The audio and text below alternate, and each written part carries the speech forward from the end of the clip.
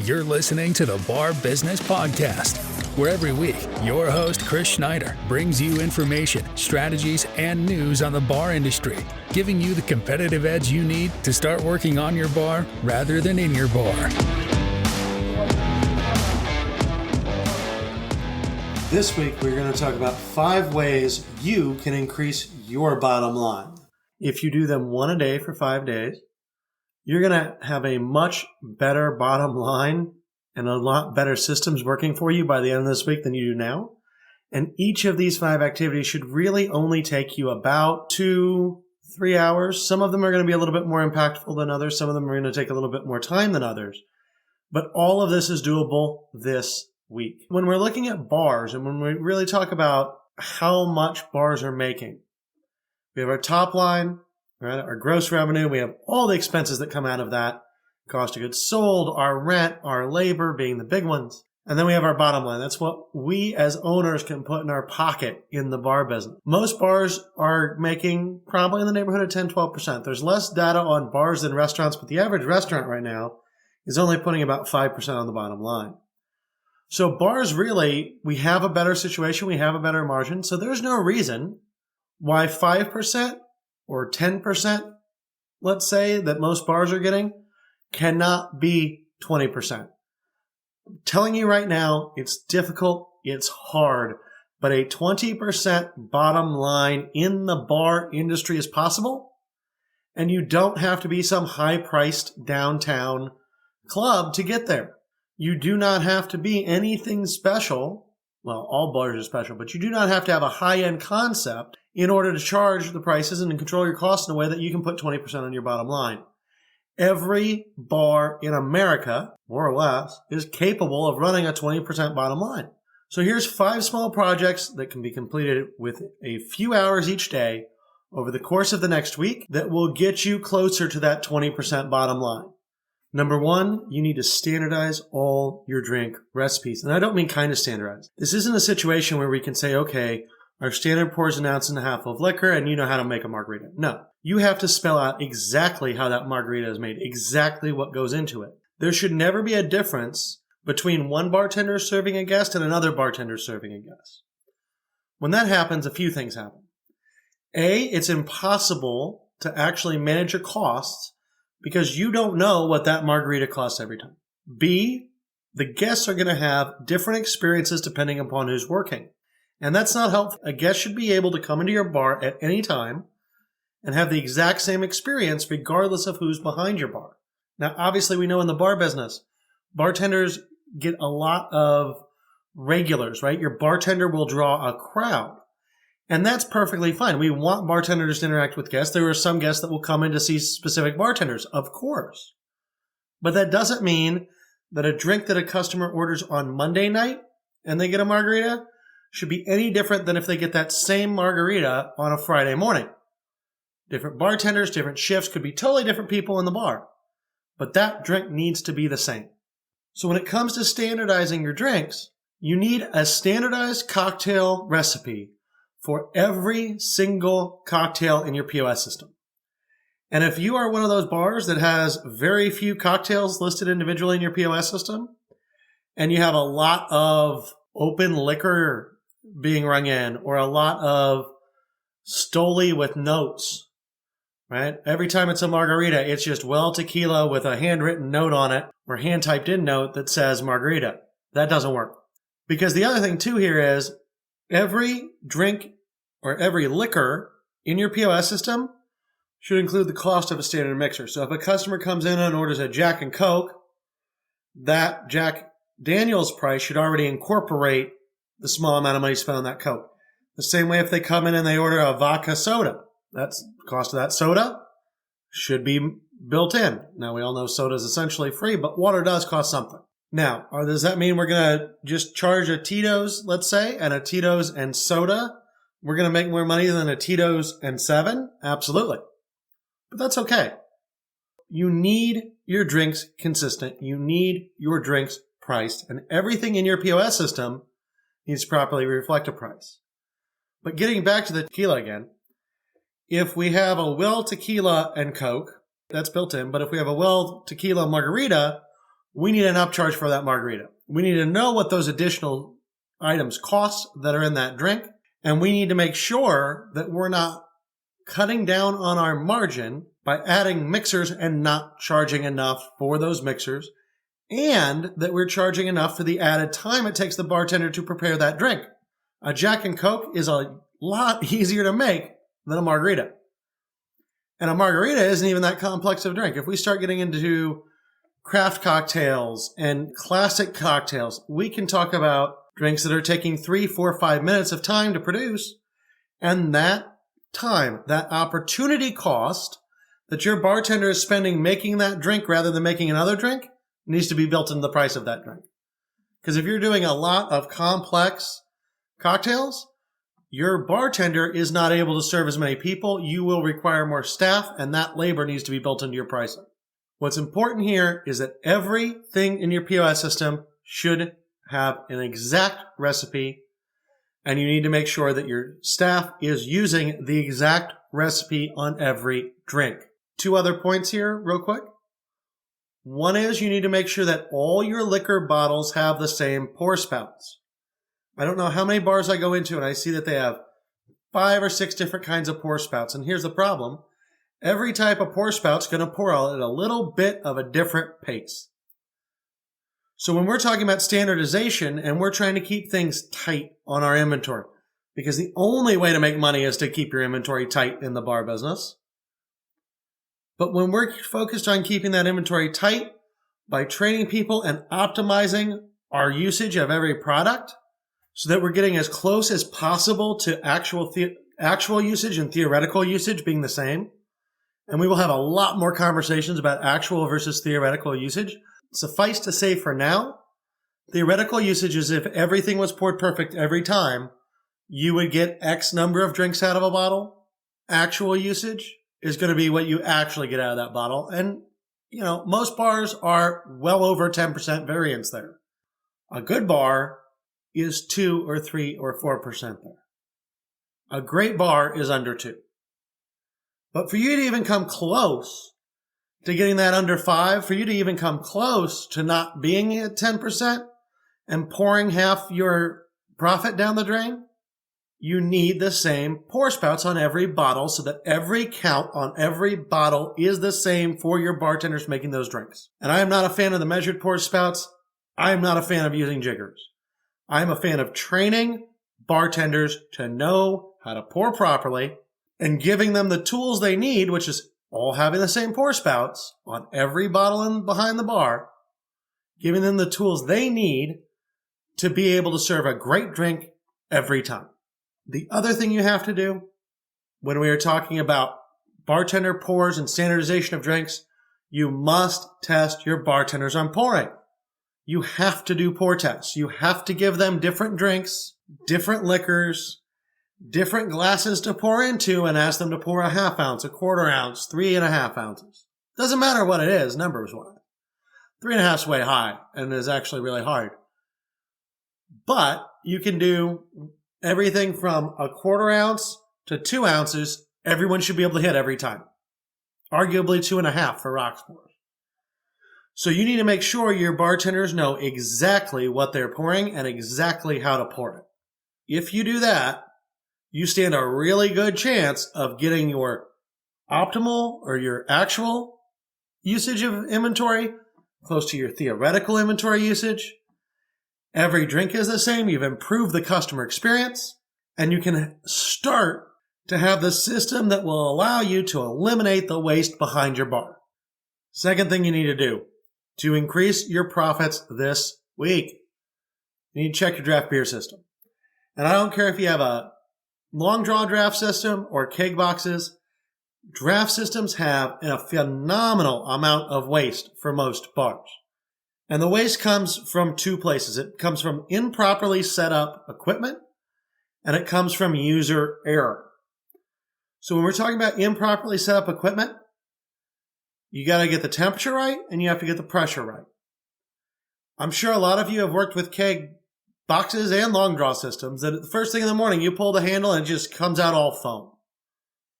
Well, that is because overnight that beer had too much CO2 on it and it's overcarbonated the top of that beer, and that's all that CO2 releasing.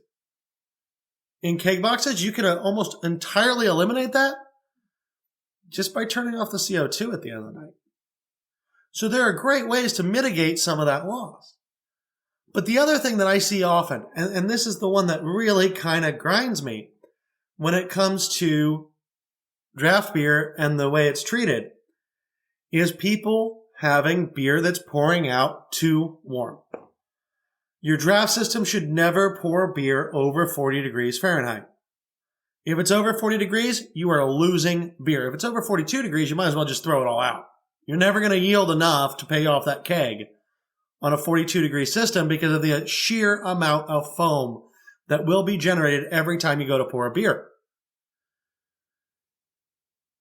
So if you don't have the temperature right, if you're not pouring beer in this kind of magic 34 to 38 degree range, you are losing yield constantly. You can get that temperature up to 40 and you're okay, but I really like right around 36, 38 because that is the absolute optimal yield. So your temperature has to be right and the pressure on your lines has to be right. You need enough pressure to force the beer through the lines, but not so much that you're carbonating it. The other big place that there is loss in draft beer is with employee waste. It's employees not pouring beer properly, and it's something that happens in almost every bar and can lead to literally pouring profit down the drain daily. And the one thing that you see a lot is that you will have bartenders that will tilt a glass under a spigot for a draft.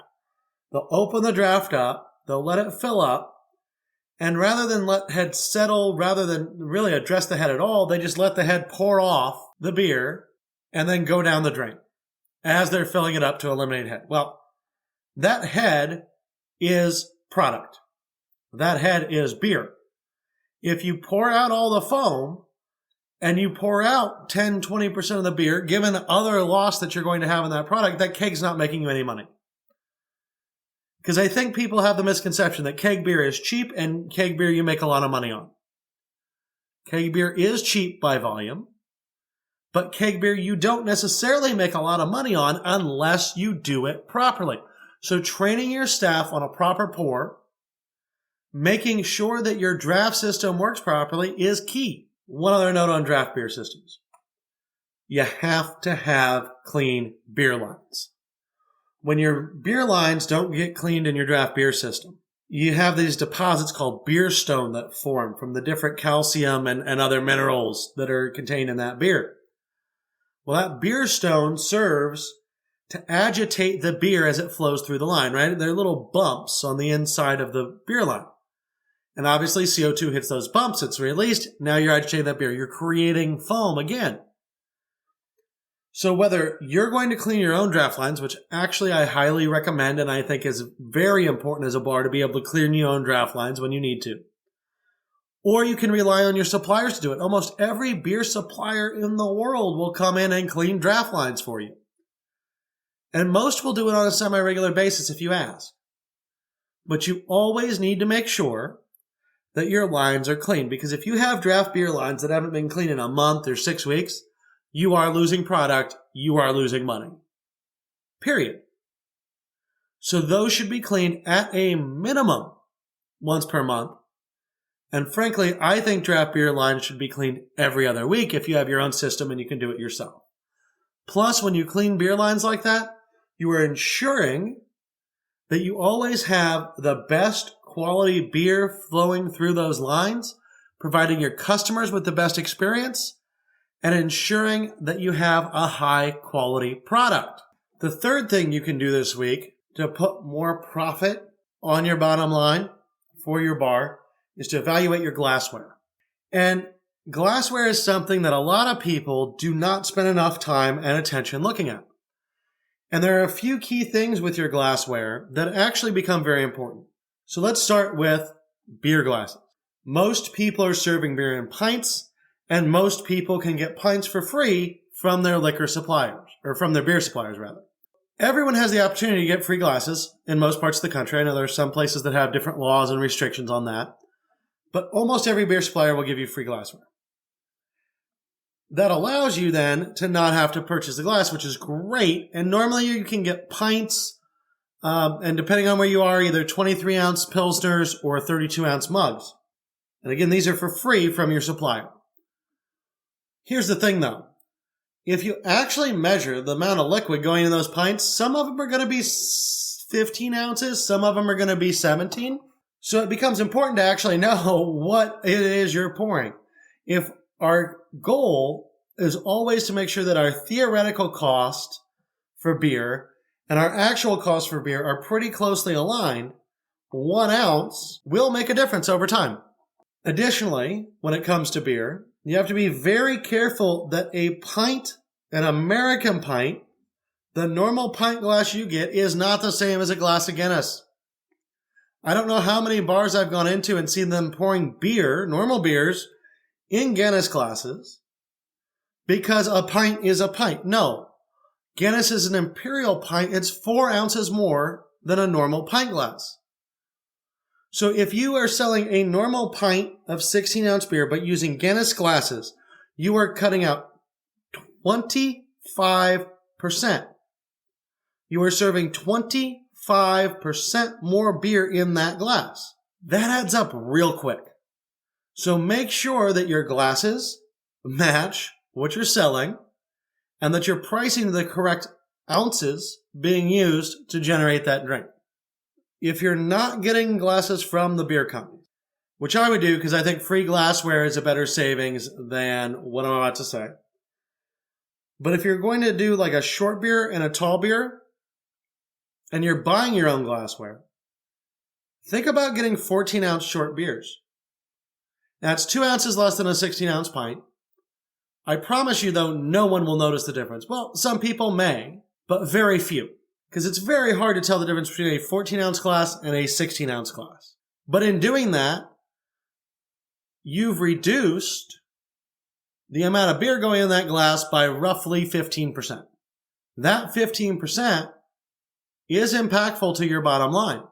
So it's always important to consider how much can go in a glass. Now, when it comes to wine glasses, how much can go in a glass becomes even trickier in some ways. So with wine glasses, part of what you have to consider is who is your clientele. If you are a higher end bar, if you are food centric, if you are downtown in a big city, if you have a lot of people coming into your bar that are used to more of a high end experience, you need big wine glasses. And anymore, I think having red and white wine glasses is kind of silly. I think you can do everything out of a large Bordeaux glass, give a very nice high-end feel. And if you're going to go that route, I really recommend using 6-ounce carafes to pour your wine. So you have the nice big glass, you have the 6-ounce carafe, you pour about 4 ounces of it out, you set it on the table next to the wine glass, it looks great, it keeps everything measured, it stops having issues with overpouring, and it makes the guest actually think they're getting more wine than they are because they have a glass and then a little bit extra. And we all know that the difference between 6 ounces and 4 ounces in a 16, 20-ounce Bordeaux glass is very little.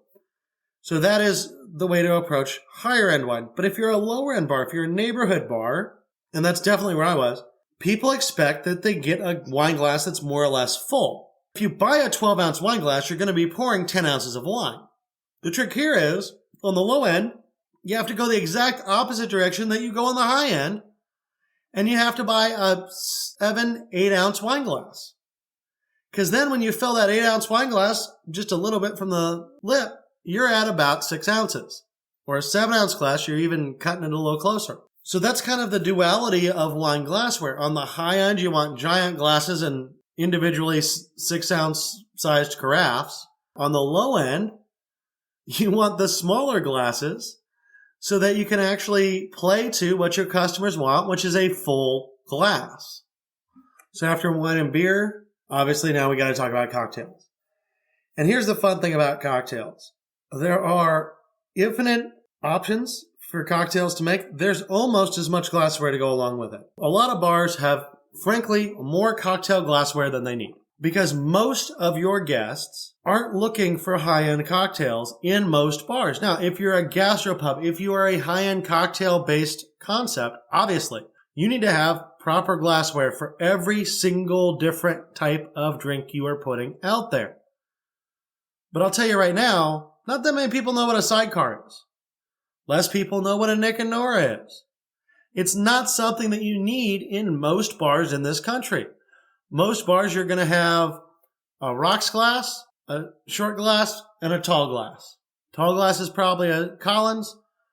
Short glass is some sort of highball, Collins, something along those lines. And then your rocks glass is obviously a rocks glass.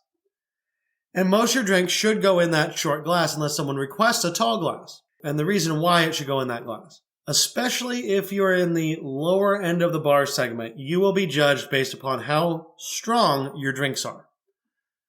And we all know that's kind of silly, right? That's why people say they don't want ice, or they want less mixer, or they want more ice. There's all these tricks people try to play to end up with more booze in their drink. That's all silly, because if your standard pour is 1.5 ounces, it should be 1.5 ounces regardless of what they say. Right? Sometimes they're just adjusting it so they get more mixer or less mixer. But on our end, because we know people are after a strong drink, we can control the size of our glass and manipulate the amount of mixer going in that glass. So when I first bought my bar, when I kind of was testing out this premise, I had 12-ounce glasses. And those 12-ounce glasses, fill them full of ice. Ice eats up about half the volume in a glass. So you have about 6 ounces left, 1.5 ounces of booze, 4.5 ounces of mixer. So you have a 1-to-3 ratio of booze to mixer. And people sometimes would say, well, this drink is weak, or they'd complain about it. And so instead, I went and I bought some glassware that was 9 ounces. Now, 9 ounces, cut that in half, you're at 4.5 ounce drink. That only leaves you 3 ounces of mixer. So you went from a 1-to-3 to a 1-to-2 alcohol to mixer. And once we did that, everyone started talking about how great our drinks were, how strong they were, how amazing they were. And frankly, we didn't change our liquor cost at all. The only thing that actually changed was we bought smaller glasses that were from the same line from Libby or whoever, so they looked the same, but were cheaper because they were smaller. And then we used less mixer, so actually we took the cost of our glassware and drinks down, and the perceived quality of our drinks went up. Keep that in mind, because if you are using a mixed drink glass of 12, 14 ounces, one of two things is happening, and that is either your guests think that you're pouring very weak drinks, or some of your guests at least think you're pouring weak drinks, or your bartenders are adding more booze into that glass because they know people want drinks that they perceive to be strong. So now your inventory usage is higher than your theoretical because your bartenders are acting on what they think will make the guest happy. The fourth thing you can do this week to increase your bottom line is to portion everything in your kitchen. And I don't mean some things, and I don't mean have a scoop. I mean portion it in bags.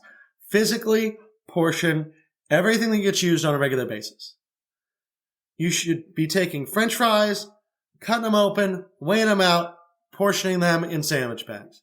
You should be taking hamburger, cutting up all your burgers, weighing all of them if you're using a fresh product, which you really should.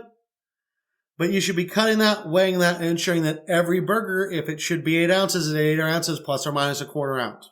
You should take anything you have and standardize it, preferably by weight, because that's going to be the most accurate. That's going to get your actual usage closer to your theoretical. And anything that gets used on a regular basis absolutely must be weighed and measured. And the reason for this is, A, it's better consistency for your clients, the same way making sure drinks get poured the same way every time is better for your customers. But the big thing here is, when kitchens get busy, things happen. And it becomes much harder to make sure that, did I pick up one handful of this or did I pick up two? And oh wait, my hand is bigger than the other cook's hand. So my hand grabs 6.5 ounces, but his hand grabs 5.5. You need everything portioned. You need to make it foolproof so that when your cooks are running around like crazy, it's easy for them to grab what they need, use it quickly, and still keep the same cost profile. Everything should be measured every time. We'll dive a lot more into kitchens and inventory management and standardization sheets in later episodes. But for now, let's also say that not only should everything be pre-portioned, not only should you make sure that you have foolproof systems in place that prevent your cooks from using too much of an item, but also you should have a build sheet for every item on your menu readily available to the cooks. Whether that's taped on the doors of coolers next to the line, whether that's taped on the inside of the sandwich cooler, so when they open that up, it's right in front of their face, whether it's taped to the wall next to a table, wherever that is, when your cooks are on your line, they should be able to see a build sheet for every single item on your menu at a glance without having to dig too hard, because that will ensure consistency. That is the only way to make sure that people have access to what they need quickly to be consistent. Because if you hide that, if that's hard for them to get to, they'll guess rather than look it up. If you make it easy, they will look it up before they guess. And now the fifth thing you can do this week to put more money on your bottom line is to look at what you're spending. Look at your P&L. And I know that some of you probably have P&Ls where you're looking at them weekly and they're up to date. Many of you are taking things to your accountant on a monthly basis. And so you're not getting last month's P&L until a couple weeks into the next month rather. And that's fine, but go find your most recent P&Ls. If you don't have good recent P&Ls, look at your check register. Pull up your bank account online and just look at it. Because here's the thing. You will find in that check register or in that P&L expenses that look like they're too high, and they probably are. You will find where didn't order enough food and then went to the grocery store and bought food at a much higher cost, especially given the inflation going on today. You will find places where you can see your towel cost or the cost of your chef shirts or the cost of your cleaning supplies going up. We need to look at every single cost that goes up. You need to look at things like your merchant services. Can you get merchant services cheaper in a different way? I know a lot of people like to use Square and Stripe and those sorts of merchant services, and they are great. And in many ways, they make life a lot easier, and in many ways, they're easier to get. But if you have enough volume to talk to a larger payment processor, someone like a Heartland or a First Data or Fifth Third, you can get merchant services usually quite a bit cheaper. So you need to constantly look at every expense you have and spend a few hours this week doing this and say, can I do this cheaper? Do I think I can shave off a couple points here? Because if you can find 3 or 4 things on your P&L where you can reduce your overall cost by 2 or 3%, well, 3% of $1 million is $30,000. And $30,000 in your pocket is a pretty good thing to have. So that's all you have to do, right? A couple percent goes a very long way. Also here, let's talk about this real quick. If we're looking at, we started this by saying most bars are probably getting around a 10% bottom line. We know the average restaurant's getting 5%, and we can get to 20%. Here's part of the way to think about this. If your labor is 30% of your revenue, and your cost of goods sold, so when we combine the liquor, the food, the beer, the wine, paper products, all of that, your cost of goods sold is 30%. And everything else is 22%. So essentially assuming that 22%, if you're renting your space or paying a mortgage or whatever, 10% of that is your physical building. And then you have 12, 14% that is everything else that you're spending money on. So if it's 30, 22, that leaves 18% on the bottom line. So rather than look at this like an insurmountable goal when you're looking at your P&L, determine what numbers make sense for you, because not everyone can have a cost of goods sold of 30. Some will be higher, some can be much lower. Not everyone will have a 30% labor. Some bars are going to be able to run a lot thinner and may be able to get that down to 25, 22. Some bars, especially if you're in a higher end concept or if you're not in as busy of a location, it may drift higher. But always look at it that it's just math. It's just percentages, right? You start with 100, buy your products, your cost of goods sold. Let's say that you take 30 right out the top there. So now we have 70% left. You pay your employees, you take another 30. You have 40% left. If everything else costs 22%, that is 18% on your bottom line. So don't overwhelm yourself looking at a P&L like it's some sort of foreign, crazy thing to understand. Just look at it as, I make X money, I spend this much money on cost of goods sold, I spend this much money on labor, everything else costs me this, I'm left with X. And then look at those categories and say, how do I get these lower? How do I determine where I can cut a little bit of process, a little bit of cost, a little bit of stuff here and there in order to increase my bottom line? Just real quick, there are some things that when I do consulting for people and I look at their P&L, just stand out to me like crazy. And those are things like bank service charges. The only reason you should be getting bank service charges is if you're overdrafting your account. If you're overdrafting your account, you have a cash flow problem that you're making worse by doing that. So if you have bank service charges, let's stop overdrafting the account. Let's find a better, smarter way to manage that cash flow that doesn't allow you to take on that expense. Because high bank service charges is just throwing money in the trash. So think about every little piece. Look at anything that looks odd and dig into it a little bit and see if there's a way to save yourself 0.25%, 0.5% on some of these line items. Because again, 0.5%, 10 times is 5%. 5% of $1 million is $50,000. And I don't know anybody that's upset with putting an extra 50 grand in their pocket. So we covered 5 things you can do to increase your bottom line this week by applying a few hours each day towards these different tasks.